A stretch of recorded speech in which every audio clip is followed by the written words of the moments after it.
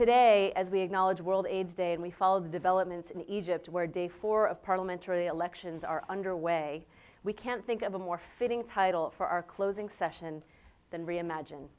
Today, we'll explore how women and girls are imagining a better life and imagining a better world and making their vision a reality and shaping a brighter future for us all. I had a very distinctive moment when I reimagined my own purpose a couple of years ago. I've spent the last 20 years of my life working as a journalist, and I've been fortunate enough to have covered stories all over the world, some of which have scarred me. Stories about gang rape in the Congo. A number of people today have shared stories about the atrocities taking place in the Congo, where women are raped by groups of armed men in the middle of the night, sometimes in front of their families, sometimes forcing their families and children to engage in the rape.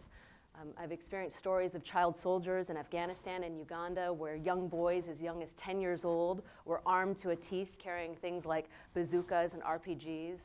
I've experienced stories about children all over the world being trafficked for sex, and it happens in every country around the world, in every state in this country. And I'll confess to you, on so many occasions, I've said to myself, if there's a God, how can he allow this to happen? This is something that I've struggled with my whole career, this struggle with faith. I've said, if there's a God, how can he allow so many women to be raped in the Congo and no one cares?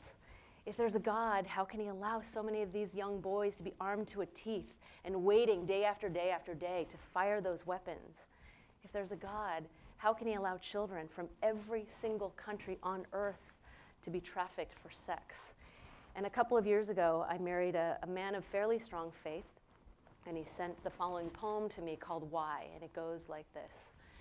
On the street, I saw a little girl, cold and shivering, in a thin dress with little hope of a decent meal. I became angry, and I said to God, how can you do this?